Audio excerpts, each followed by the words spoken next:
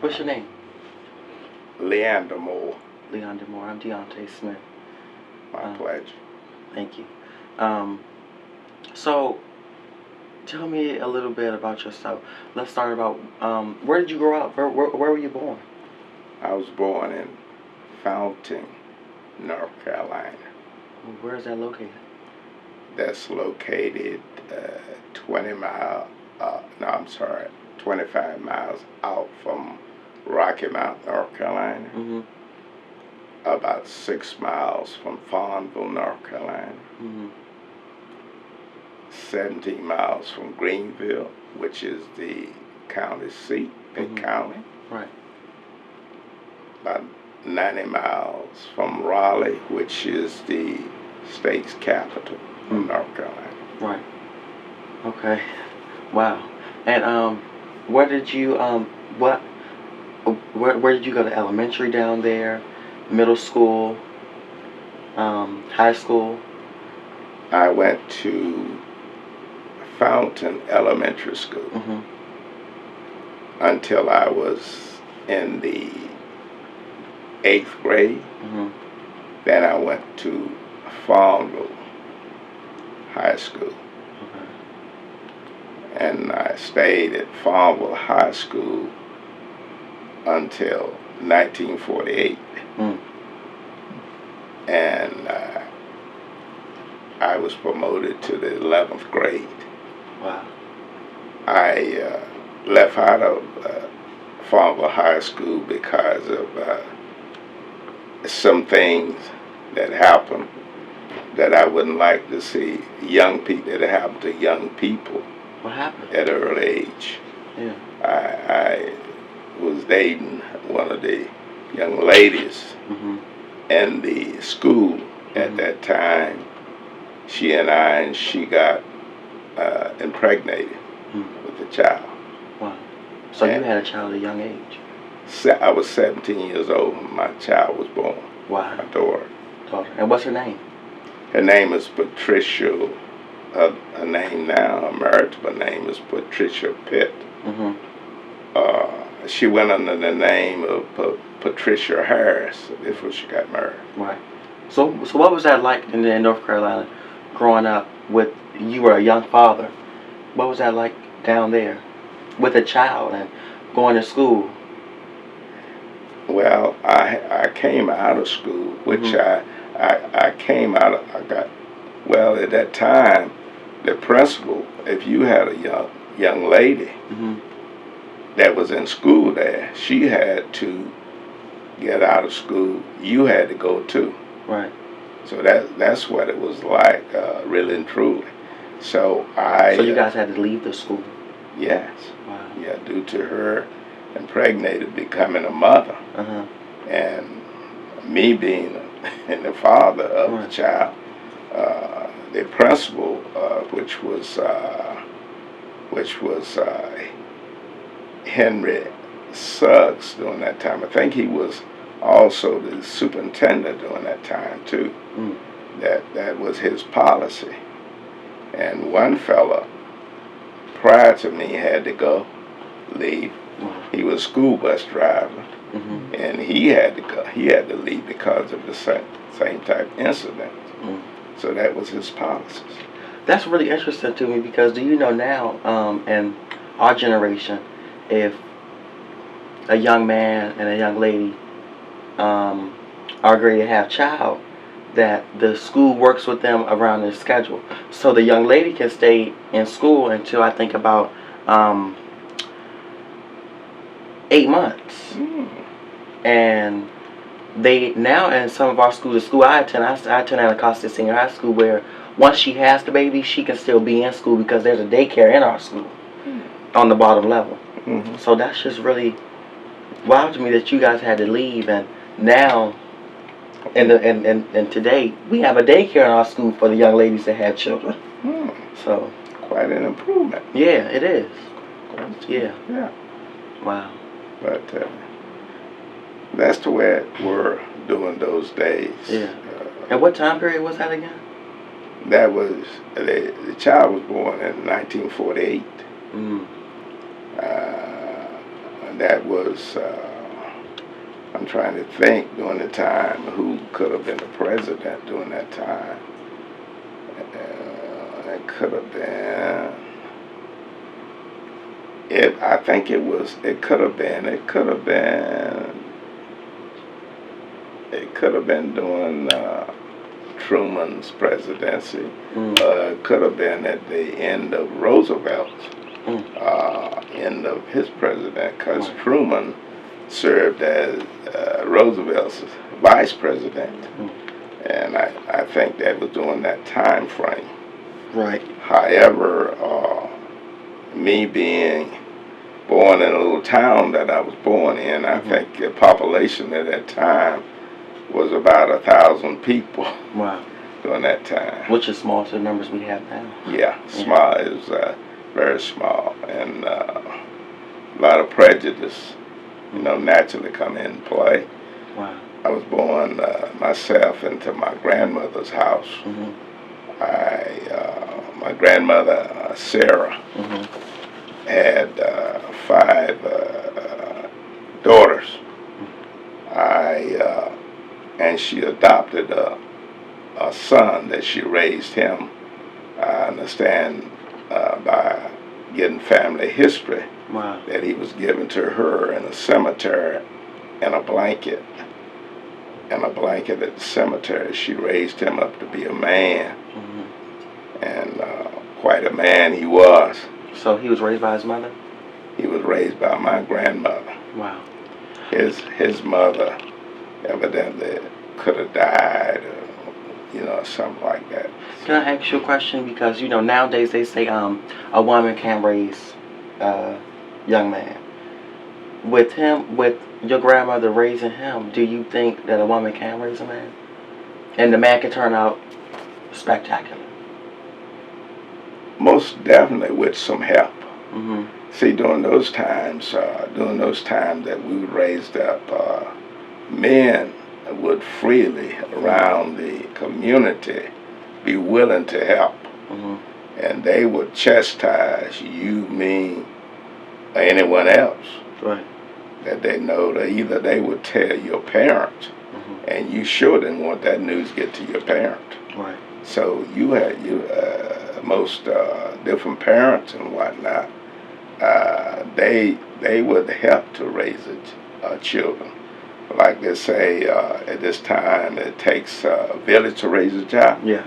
It most definitely do, and there's no doubt about it. And this is something at this day and time that is lacking by us not being able to help in the way that we should help to raise children, where it is lacking in the homes or what have you, a mother struggling, trying to raise up children, and sometimes grandmothers.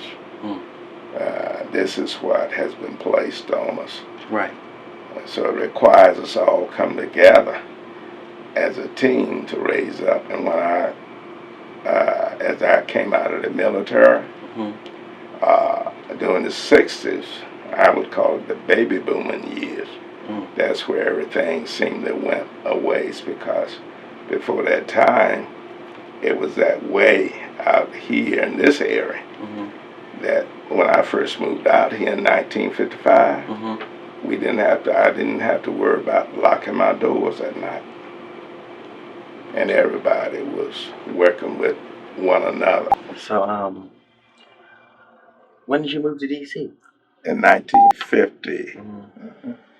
And when I came to D.C., it was so beautiful. It was so beautiful because just to see the lights of D.C., where I came from, even though not realizing that we didn't have the lighting that we had, because it didn't seem like it bothered us that much by being raised up into maybe a light every here and there. You know what I mean? Yeah. At nighttime, I'm speaking of. And then to come to the city and to see all of these lights, woo, it was amazing. Yeah. It was amazing. So you moved to D.C. with your family? Your No, oh, no, only me. just you. Yeah, And where was your child at this time?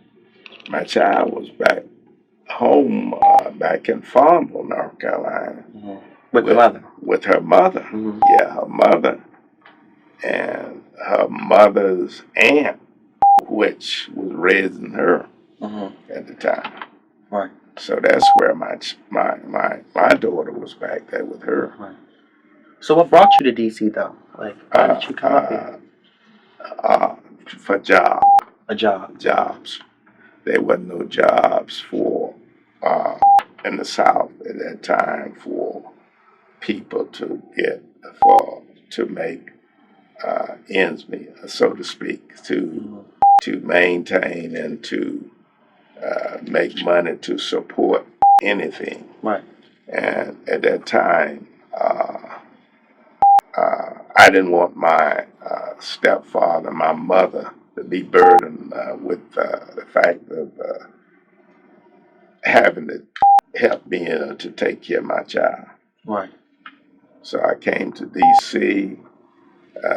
Seeking work, employment. Mm-hmm. So when I came here seeking work and employment, I was only here. When I arrived in D.C., Mm-hmm. I only had $6 in my pocket, Wow. and I was able to be able to get a job within 2 to 3 days after I got here. Mm-hmm. So where did you stay for those 2 or 3 days? I went to 649 Park Road Northwest, where I had some friends Mm-hmm. that had a landlady by the name of Mabry, Mm-hmm. Albert Mabry, and his wife, Right. and they took us in for uh, a night or Mm-hmm. two until she could get in touch with another friend that she knew that had property on Otis Place Northwest, and that had a rooming house, and we was able, me and my cousin, to get a room there. Mm-hmm. And I believe that room rent was something like about $14 a Wow. week down that time. So him and I had to share Room.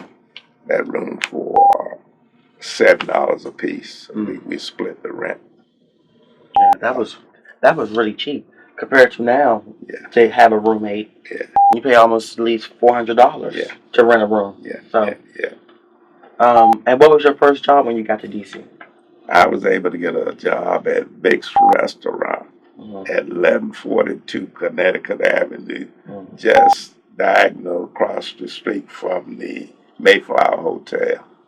I was able to get a job with $25 a week and all you could eat, and I grabbed it. Ooh, that was good doing that day. Yeah. Wow.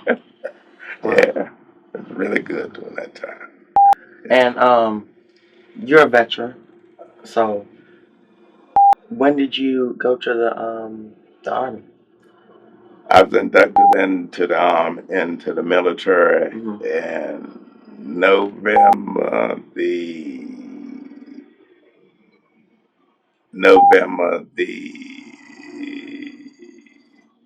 19th, 1952. So you were deductive. What does that mean? Introducted. I Wow. was called. I got a call from the president, Harry Truman, my marching orders. Oh wow. Yeah, The come. president called you.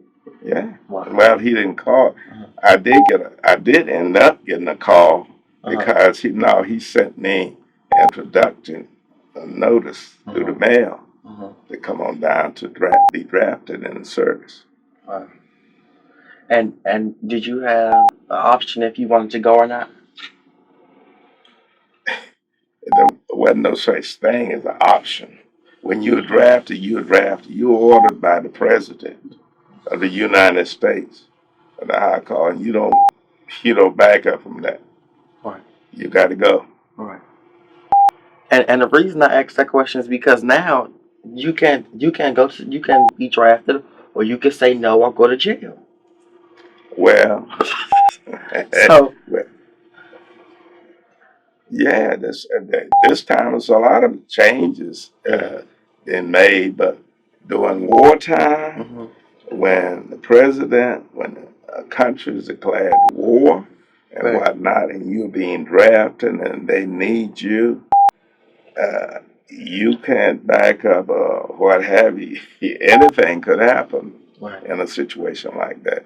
So you always honor your president, your country, to go to war. Uh, during that time, I want to mention this. During that time, I had gotten married during that time, Right. and my first son by my wife had just been born 3 days at Gallinger Hospital, which now is called DC General. Mm-hmm. Uh, he was born on the 15th of November, Mm-hmm. 1952. Right. I brought my wife home on the 18th of November from that hospital. They inducted me to come on down there on the 19th, and they didn't only send me a letter to come down there during that time. They called me by phone. I was working incidentally. I got left the place where I was working originally Mm-hmm. at 1142 Connecticut Avenue because I could make more money. I could make $25 more Mm-hmm. over at Shoreham Hotel. I was employed at Shoreham Hotel Wow. then as a runner Mm. in the kitchen and the coffee shop. Mm. I'm getting a call in the coffee shop. I'm thinking it's my wife or somebody telling me, come on, get the baby. But in the meantime, it's from the draft board telling me to report Right. down to uh, New York Avenue, be ready to board the bus to go out to Fort Miles, Virginia, for to be re-examined, Right. to go in service. Right. And that's what it were. They told me Mm-hmm. that I probably wouldn't get a letter through the mail. They would probably, and they did. They called me, Mm-hmm. and Wow. that's what I had to do. So I brought my wife home from the hospital like that 18th afternoon, Mm-hmm. and I went in service the next morning and left her with a little baby boy. Wow. And she So you had, had to leave your child. yeah. And when you got back, how old was the child? Well, when I first saw him, I Mm-hmm. mean, after I'd gotten back, after I Mm-hmm. brought him home, was during the time, it was during the time that I had finished my basic training, I believe. Yeah, because after it was 16 weeks after that time, Mm-hmm. must have been about April, just before I ended up in a plane crash after I flew in here Mm-hmm. for a delay en route Wow.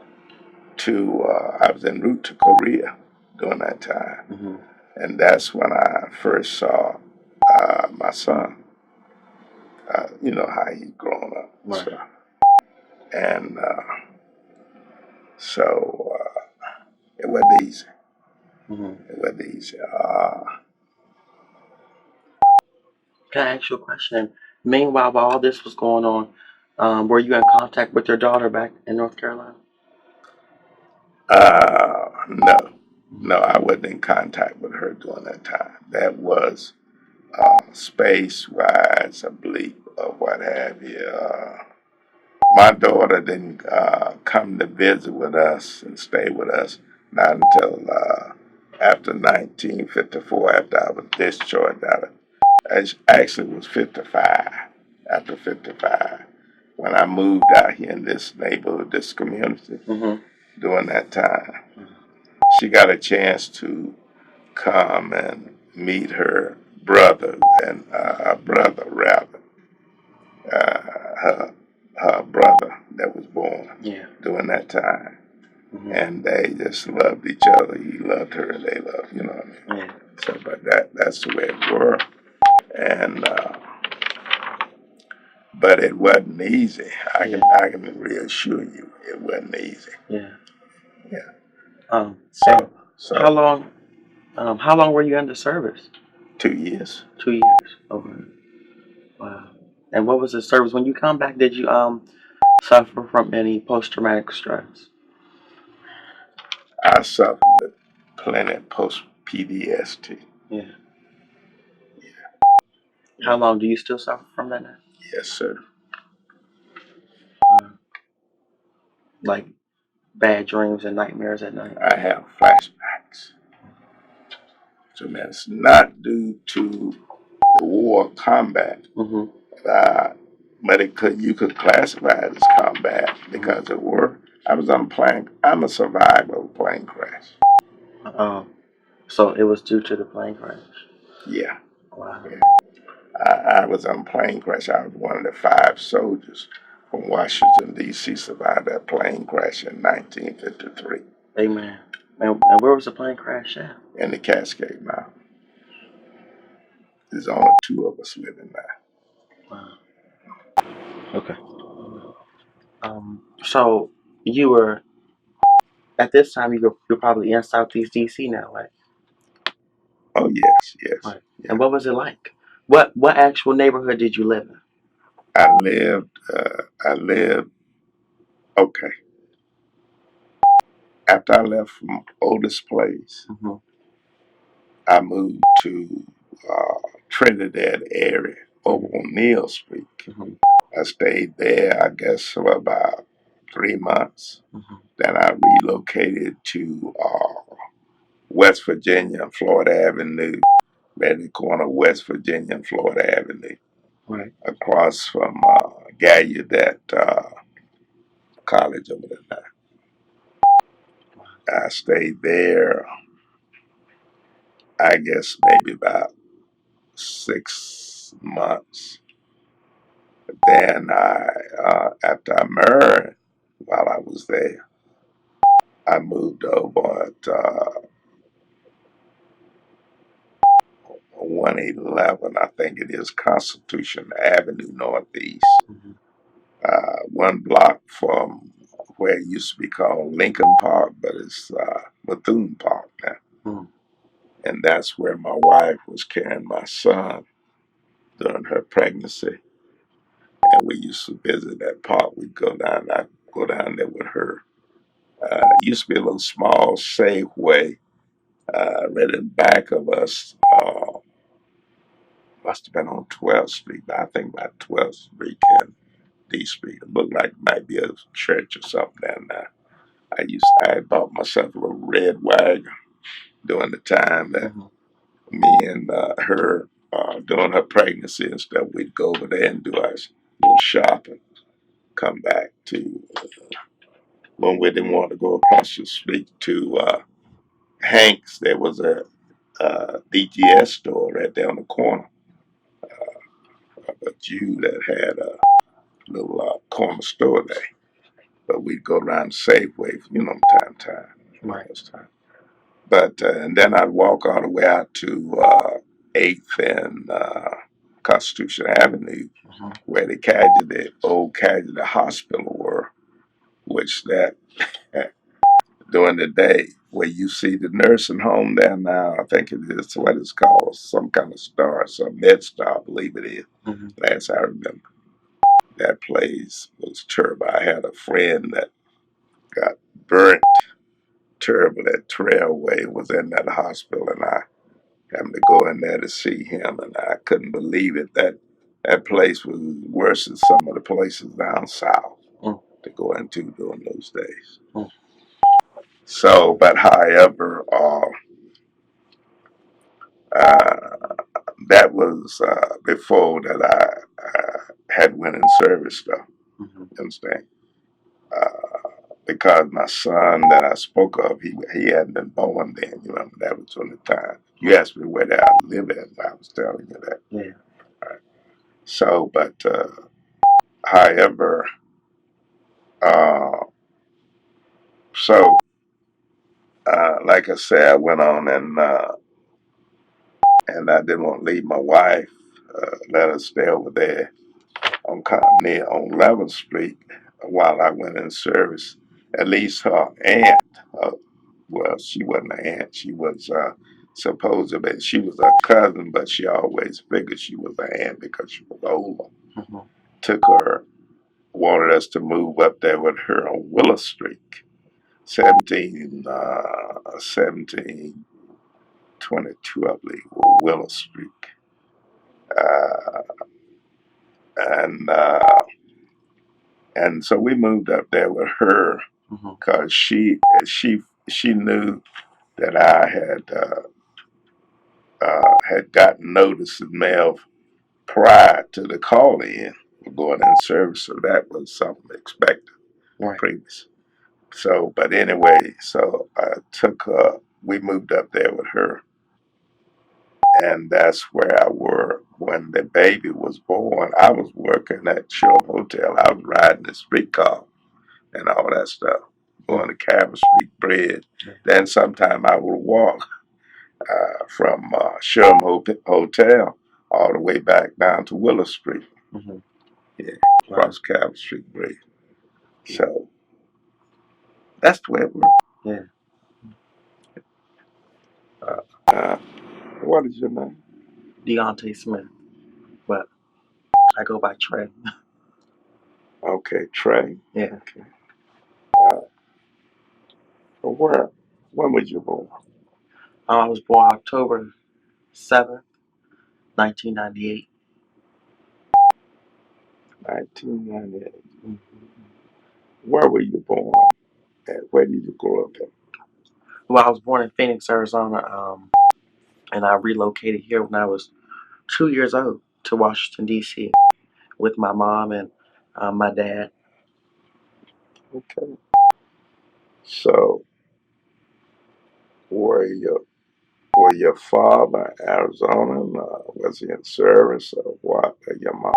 Yeah, my dad was in service for some time. That's why we relocated here. My dad and my mom was never married, but they was no longer together after a certain period of time, and he went back. My mom's from Arizona, and my dad's from New Jersey. So yeah, Okay. and my dad went back to New Jersey shortly after we relocated here to Washington, D.C. Okay. Wait, your mom and your father still living? Yeah. Yeah. But are they together? No, sir. You have any siblings or sisters? Yeah, I have my three older siblings are I have two older sisters, Maisha and Chanel, and one older brother, Alan, who still lives back home in Tucson, Arizona. And I have a little brother, and I have an adopted sister. So yeah, it's six of us all together. Yeah. Quite a family. Yeah. Quite a family. Did they all come from that same marriage? No. Okay. But y'all just love each other. Yeah, we love each other. I love them dearly. Praise the Lord. Yeah. Okay. You the oldest. No, I have my three older siblings. I'm excuse me, kind of. Am I the middle child? Probably not. No, I have. Yeah, I have three older siblings. Okay. Okay. So your mom live in this area now? Yes. Okay. Yeah. So you reside with your mom? I reside with my mom. Bless your heart. Yeah. Mhm. Okay. So how do you like this area? Oh, You live, yeah. excuse me, you lives in the Benton Heights area? Yeah, no, I live in the Bennett Terrace area. Yeah. Benton Terrace. Yeah. Across the street. Yeah. Across the street is Bennett Terrace, and then the other development is Bennett Heights. Okay. Yeah.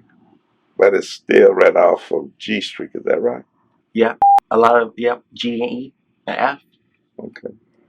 Where did you go to school at? I went to school Elementary Davis elementary school. Elementary School. I went to Davis Elementary School. that's closed down now due to lack of enrollment. Um, I went to Sousa for junior high, Sousa Middle School, John Phillips Sousa Middle School. Okay. And now I'm still in high school. This is my 12th grade, my senior year. Oh yeah. Um, and I go to Anacostia Senior High School. Okay. Yeah. Good. But the neighborhood I think is it's a great development. I see positive things happening in the future. Praise the Lord. I do. Praise the Lord. Due to the people that we have as the leaders of the community, I think that they will do as what's needed. You know, we live in a day and time where we have guns and knives, and we have the neighborhood beefs. Neighborhood beef. When I say that, I mean because you live in another housing authority project, you live in 37th, and I live over here in what we call Simple City. We got beef because we from two different neighborhoods. Mm-hmm. So I think that the leaders of the community are trying to stop those um, that balance that's going on. Mm-hmm. So yeah. Let me ask you this. Mm-hmm. What do you think that really develops into gang violence? I mean, why, if I can be more specific, why do you think that gangs develop and becoming uh, so much together and so many of them that come together like that? What's your reason for that? Um, I'll be a little bit more specific. Do uh, you think it's because of weakness, following the leader, or being influenced by, I mean, what do right. you think? Well, I would have to say, if I was to be honest, I would say some. If I was speaking of them as a group, if we speaking of a gang of young men and women who are out doing things that are not good, um, some of them have they have no direction in their lives. The parents are probably on drugs, and the parents probably do alcohol. Okay. So Hmm. just like when you have a child, somebody needs to be there to lead the child to show this is the right thing to do or this is not the right thing to do. Some of them don't have that. Hmm. Others probably have that. It's just so they're a follower. Um, so that's what it is. And to some, it's just fun. And like going back to when I said the leaders of the community, sometimes there just isn't anything for them to do but to rob or to go out and rob a store or rob someone. So we need more extra curriculum Okay. activities. Okay. Yeah. Very good because, uh, very good because, like you say, when they have nothing to do, Hmm. that kind of leads them to following the leader. Right. Weakness, you know what I Right. mean? Peer pressure. You Yeah. got it there Yeah. too. So, uh, my belief is, like you just said, Hmm. we want to find out and to figure out, Hmm. like I say, from young men like yourself Yeah. and various one, what is causing certain things so we can get together as older leaders or something like myself, Hmm. so we can put things, get things in place Right. to try to alleviate those things that's causing so much violence Right. throughout the city, Yeah. throughout the community and what have Hmm. you. So I'm dependent on people like yourself. Thank you. And you know who the others are that you can count on to assist you and to let you know you got, excuse me, you got big brothers and sisters that are here for you. Yes, sir. Okay. Okay. What's your favorite thing about living in D.C.? Well, one of my favorite things about living in D.C. is that we're the nation's capital of the USA. Thank you. So that's one of my favorite things about living in DC. DC has all the amenities that we need. Okay. We have a lot of activities going on. As far as a lot of people come here to visit, so it's probably something going down at the monument. We can all the historical sites are mostly here. So that's one of my favorite things about living in DC. Yeah. You're my man. Thank you. DC is the Mecca. Yeah. You understand what I'm saying? Mm-hmm. DC is the Mecca. Uh, DC, in the two time that you are living in an area that have all the music. That's the reason. That's like our go-go music. That started right. Yeah. That started a long, long time ago when DC was plucked out of the two states, adjoining states, Maryland and Virginia. It started many, many years ago that they plucked out D.C. for the District of Columbia. Right. So with that being said, you got everything here during the time that I were in the military. Those 2 years as I traveled, I did a lot of traveling during that time. I could find no place that I compared with, and that's the reason I came back to D.C. and sat down residence here. And that was compared to D.C. Right. And as I've been in D.C. since I've been back, and throughout everything, I tell my wife, I train my children, I tell them, I say, you all got everything here. Everything to really build off and to make better and what you have and so forth and so on. Other states and other places that you go, the museums and stuff that you go and whatnot, you got to pay to go there. Right. In D.C., you don't have to Ours pay. is free. Yeah. Yeah. So that's true. That's the reason why I am the president of Woodlawn Historical Cemetery. Wow. There's so much history there. What? That down Woodley Cemetery? Yeah. Wow. See, a lot of people don't realize what that is and what have you. That I got 36 to 38,000 African Americans in there in all walks of life. I got 3 to 5 of the first black senators and congressmen in the United States are buried there. In the Woodley Cemetery? Woodlawn. Woodlawn? Right there. Down at the bottom of the street? Across from Fletcher Johnson. Oh, yeah, Woodlawn Cemetery. So Woodlawn Cemetery is one of it's kind of like a landmark. It is. It is to our neighborhood in Southeast DC. So is it still up and running? Are people still being buried there?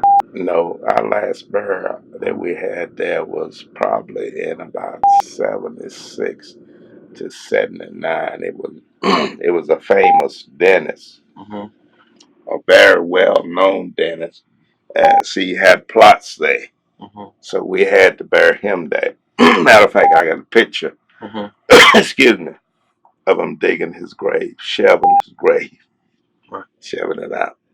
Do you know how many acres Woodlawn Cemetery is? 22.5 now. But it has been much more than that. As you go back into history, it expanded much more than that, you see. And so it used to come all the way down G Street, you think?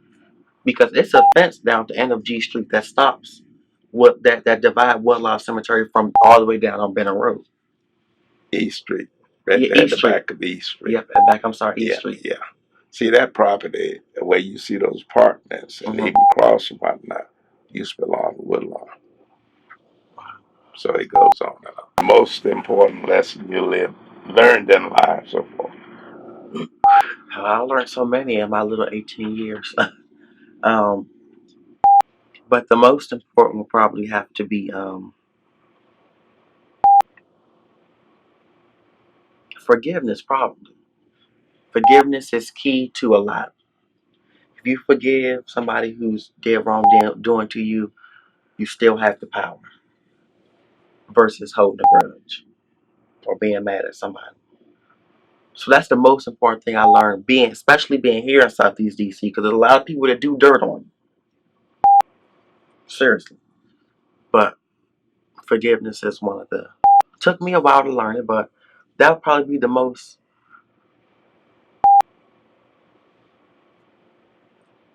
important thing I learned. What was the most important thing you learned in life? Ask it again. What was the most important thing you learned in life?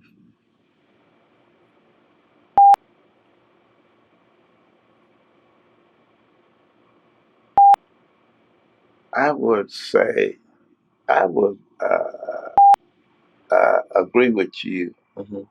unanimous. Yeah. Forgiving, Yeah. forgiving. Because if you got a forgiving heart, Mm-hmm. that's the love of God, Yeah. within you. Yeah. Because God forgive times 77. That's the love of God. Forgiveness. It's a hard thing to do, Yeah. but God knows the heart of man, Right. and so I would agree with you, Mm-hmm. wholehearted, young man. Yeah. Forgiveness is something that is hard. It makes you roll over. It makes you think, and what have you. I could share, and as Fried and I say, I hope there will be more parts in this segments in this situation, because we can go on and on and on and talk about forgiveness and so on and so on. And I think Mama Mentos remember one incident. She was at my house with the pastor one time where I discussed something openly with him, and he reiterated rated that you have to. He was saying, my pastor, I don't know if he has that, but he got to talk.